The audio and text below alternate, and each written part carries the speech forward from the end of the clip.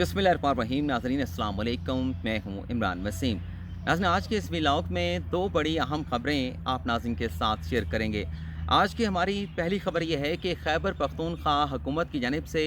Panama case में नवाज शरीफ को नाअहल करार देने वाले सुप्रीम कोर्ट के रिटायर्ड जज जस्टिस रिटायर्ड एजाज़ अफजल खान के खिलाफ मुकदमे का इंदराज कर लिया गया है।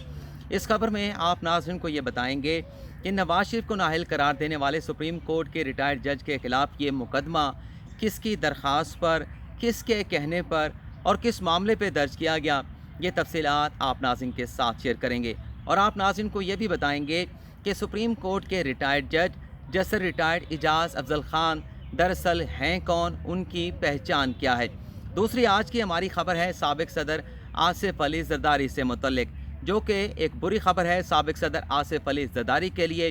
खबर नाज़रीन ये है कि आसिफ अली जरदारी ने ताकतवर हलकों के साथ जो तवक्कुआत लगा रखी थी, उन सारी तवक्कुआत पर, उन सारी उम्मीदों पर अचानक से पानी फिर गया है। और होने ये जा रहा है कि आइंदा आने वाले दिनों में साबिक सदर आसिफ अली जरदारी के ख़िलाफ़ नए केसेस खुलने जा रहे हैं और खुलने वाले नए केसेस में एक मरतबा फिर साबिक सदर आसिफ अली जरदारी की गिरफ़्तारी का इम्कान भी पैदा हो गया है। तो ये नाज़रीन आज की हमारी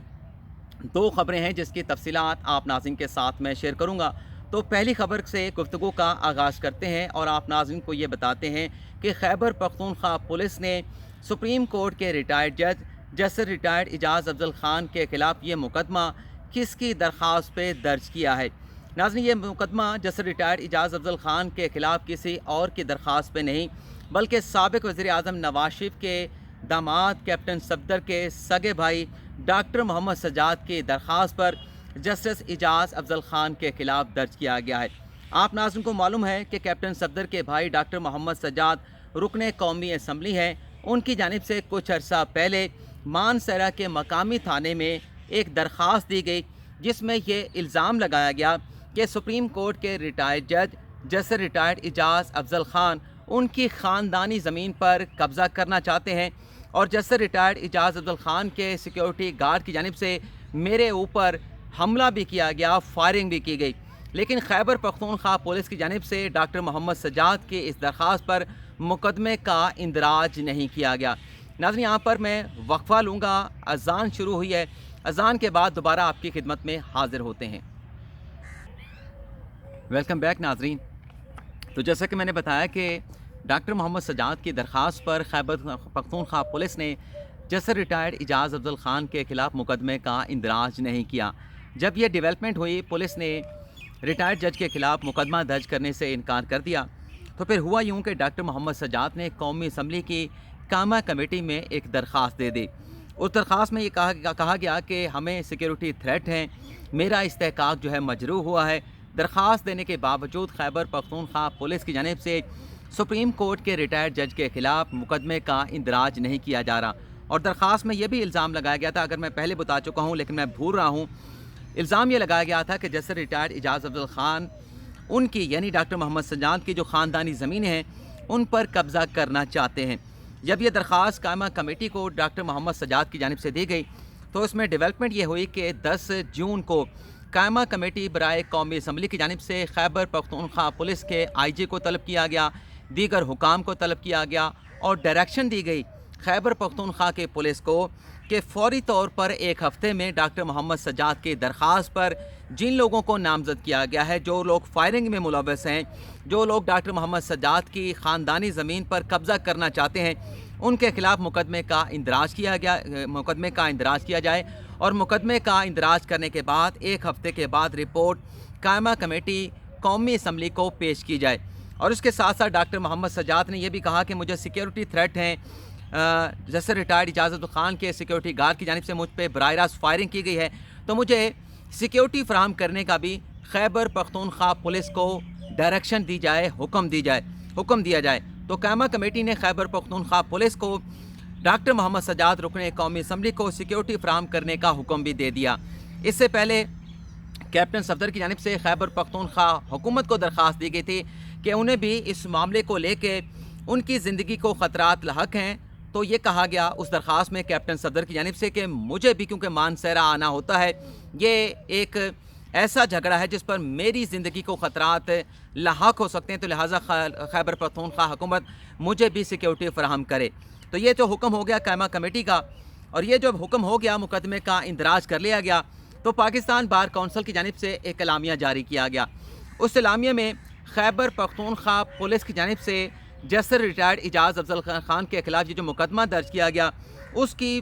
پرزور الفاظ میں مذمت کی گئی اور مطالبہ کیا گیا ہے خیبر پختونخوا حکومت سے، پاکستان بار کونسل کی جانب سے، کہ جسر ریٹائرڈ اعجاز افضل خان کو جو ایف آئی آر میں نامزد کیا گیا ہے، فوری طور پر ان کا نام ایف آئی آر سے نکالا جائے، اور جو بھی سرکاری پولیس افسران ہیں جنہوں نے اپنے اختیارات کا ناجائز استعمال کیا ہے، حالانکہ قائمہ کمیٹی کے کہنے پر یہ مقدمہ درج کیا ہے خیبر پختونخوا کے پولیس حکام نے، لیکن پاکستان بار کونسل یہ کہتی ہے کہ خیبر پختونخوا پولیس کے اعلیٰ آفیشر نے اپنے اختیارات کا ناجائز استعمال کیا ہے، ان کے خلاف قانونی کارروائی بھی عمل میں لائی جائے۔ اور جیسا کہ میں آپ ناظرین کو بتا رہا تھا کہ جسر ریٹائرڈ اعجاز افضل خان ہیں کون، ان کی پہچان کیا ہے، یہ بھی آپ ناظرین کو بتائیں گے۔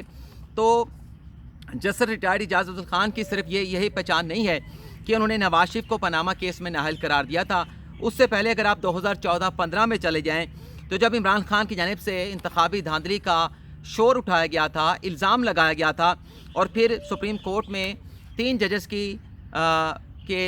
کا ایک کمیشن بنایا گیا تھا، انکوائری کمیشن بنایا گیا تھا، اس کمیشن میں بھی جسر ریٹائرڈ اعجاز افضل خان شامل تھے، اور اس کمیشن نے یہ متفقہ طور پہ فیصلہ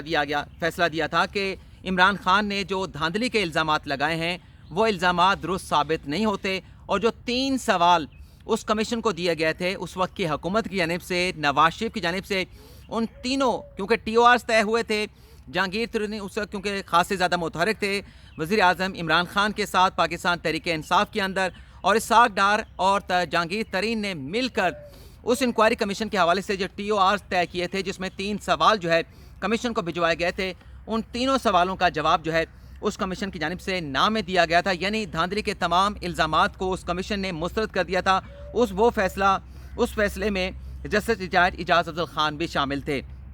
دوسرا جو فیصلہ تھا، جو بحریہ ٹاؤن نے 460 ارب سپریم کورٹ میں سندھ میں جو 16,000 ایکڑ جو ہے وہ دی گئی تھی بحریہ ٹاؤن کے کراچی کے پروجیکٹ کے حوالے سے، وہ فیصلہ لکھنے والے جج بھی جسٹس اعجاز افضل خان تھے، اور یہ جو 460 ارب روپے دینے کی ڈیل ہوئی تھی یا جو آفر کی گئی تھی بحریہ ٹاؤن کی جانب سے، وہ بھی آفٹر جو شاکس تھے، وہ بھی آپ کہہ لیں کہ جو آؤٹ کمز تھا وہ بھی وہی فیصلہ تھا اعجاز افضل خان کا جو انہوں نے بحریہ ٹاؤن کے مقدمے میں دیا تھا، جس میں یہ قرار دیا گیا تھا کہ سندھ حکومت کی جانب سے جو زمینیں الاٹ کی گئی ہیں بحریہ ٹاؤن کو 16,000 ایکڑ، ان زمینوں کی الاٹمنٹ غیر قانونی ہے، ارزاں نرخوں پر اونے پونے دام جو ہے یہ زمینیں الاٹ کی گئی ہیں۔ وہ فیصلہ دینے والے جج بھی جسٹس ریٹائرڈ اعجاز افضل خان ہی تھے۔ تو یہ ناظرین تفصیلات ہیں، لیکن بہرحال اب دیکھتے ہیں، پاکستان بار کونسل نے اپنا اعلامیہ جاری کر دیا ہے، خیبر پختونخوا پولیس کی جانب سے مقدمے کا اندراج کر لیا گیا ہے۔ تو ایک بڑی خبر تھی جو آپ ناظرین کے ساتھ میں شیئر کرنا چاہ رہا تھا۔ دوسری خبر سابق صدر آصف علی زرداری کے لیے جو بری خبر ہے، جیسا کہ میں نے انٹرو میں بتایا کہ طاقتور حلقوں کے ساتھ جو توقعات سابق صدر آصف علی زرداری نے لگا رکھی تھیں، ان تمام امیدوں، ان تمام توقعات پر اچانک سے پانی پھر گیا ہے، اور سابق صدر آصف علی زرداری کے خلاف نئے کیسز کھلنے جا رہے ہیں، اور ان نئے کیسز میں ایک مرتبہ پھر سابق صدر آصف علی زرداری کا امکان بھی پیدا ہو گیا ہے۔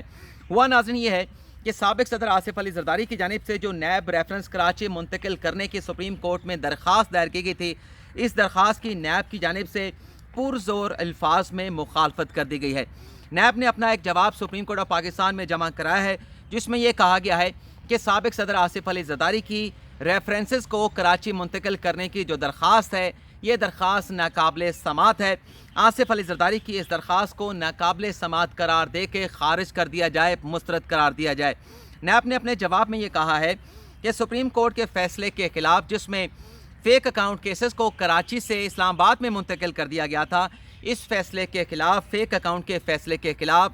سابق صدر آصف علی زرداری کی جو نظر ثانی کی درخواست ہے وہ خارج ہو چکی ہے، اور نظر ثانی کی درخواست خارج ہونے کے بعد فیک اکاؤنٹ کیس میں سپریم کورٹ کا جو فیصلہ ہے وہ حتمی حیثیت اختیار کر چکا ہے۔ جواب میں نیب کا یہ کہنا ہے کہ اگر سپریم کورٹ کا یہ حکم موجود نہ بھی ہو، یعنی جو سپریم کورٹ نے حکم دیا تھا کہ کراچی سے ان کیسز کو اسلام آباد میں منتقل کیا جائے، نیب کا یہ کہنا ہے کہ اگر یہ سپریم کورٹ کا حکم موجود نہ بھی ہو، تب بھی نیب کے قانون کے سیکشن 16D کے تحت चेयरमैन नैब को ये मुकम्मल अख्तियार हासिल है कि वो सरकमस्टांसेस को देखते हुए, हालात को देखते हुए किसी भी अकाउंटेबिलिटी कोर्ट में रेफरेंस दायर करने का उन्हें मुकम्मल तौर पे अख्तियार हासिल है। नैब ने अपने जवाब में कहा है कि अगर इन केसेस को कराची मुंतकिल कर दिया जाता है तो फेक अकाउंट के जो केसेस हैं उसका जो मरकज़ी बेनिफिशरी है वो ओमनी ग्रुप है, और इन केसेस में जो लोग इन्वॉल्व हैं उसमें सिंध हुकूमत भी शामिल है, सिंध हुकूमत के वज़रा शामिल हैं, सिंध हुकूमत के वज़ीर आला शामिल हैं, सरकारी हुकाम शामिल हैं, बैंकर शामिल हैं, और इसके साथ साथ सिंध के बड़े बड़े कारोबारी जो शख्सियात हैं वो भी इन केसेस में इन्वॉल्व हैं। अगर इन केसेस को कराची मुंतकिल किया जाता है तो इस सूरत में इस बात का ख़दशा मौजूद है कि एहतसाब अदालतों में जब केसेस चलेंगे तो इन बाअसर लोगों की जानिब से जो प्रोसिक्यूशन के गवाह हैं, जो नैब के गवाह हैं, उन्हें प्रेशराइज़ किया जाएगा, उन पे दबाव डाला जाएगा, और ये प्रेशर अगर डाला गया तो इस बात का इम्कान मौजूद है कि गवाह जो है वो गवाही देने से या अपनी गवाही से मुनहरफ हो सकते हैं। नैब ने अपने जवाब में ये भी कहा है कि जाली अकाउंट्स में जिन लोगों के नाम पर अकाउंट खोले गए थे वो लोग सुप्रीम कोर्ट में पेश हुए थे और उनकी जानिब से इन फेक अकाउंट से मुकम्मल तौर पे लाताल्लुकी का इजहार किया गया था। आगे ये कहा गया कि जब ये केस जब मुकदमा कराची से इस्लामाबाद मुंतकिल किया गया और नैब जब फेक अकाउंट की तहकीकात कर रहा था तो उस वक्त भी ओमनी ग्रुप की जानिब से बाअसर लोगों की जानिब से उस तहकीकात में रुकावटें पैदा करने की कोशिश की गई, लेकिन नैब की जानिब से उस इन्फ्लुएंस का बाअसर लोगों के असर रसूख का किसी किस्म का असर जो है वो नहीं लिया गया। नैब अपने जवाब में कहता है कि जाली अकाउंट केसेस की मुंतकी का फैसला हतमी हैसियत जो है अख्तियार कर चुका है। 4 रेफरेंस के अलावा भी कई रेफरेंस और तहकीकात जो है वो साबिक सदर आसिफ अली जरदारी के खिलाफ नैब में ज़ेर इल्तवा हैं। यानी आसिफ अली जरदारी के खिलाफ सिर्फ 4 रेफरेंस नहीं, मज़ीद भी ऐसे केसेस मौजूद हैं फेक अकाउंट्स के जिसमें आसिफ अली जरदारी के खिलाफ ना सिर्फ तहकीकात कर रहा है बल्कि उन मामलात में साबिक सदर आसिफ अली जरदारी की ना सिर्फ गिरफ्तारी का इम्कान है बल्कि रेफरेंस भी नैब की जानिब से एहतसाब अदालतों में दायर किए जाएंगे। नैब का अपने जवाब में ये भी कहना है कि अगर रेफरेंस कराची मुंतकिल किए गए तो फिर नए सिरे से अकाउंटेबिलिटी कोर्ट में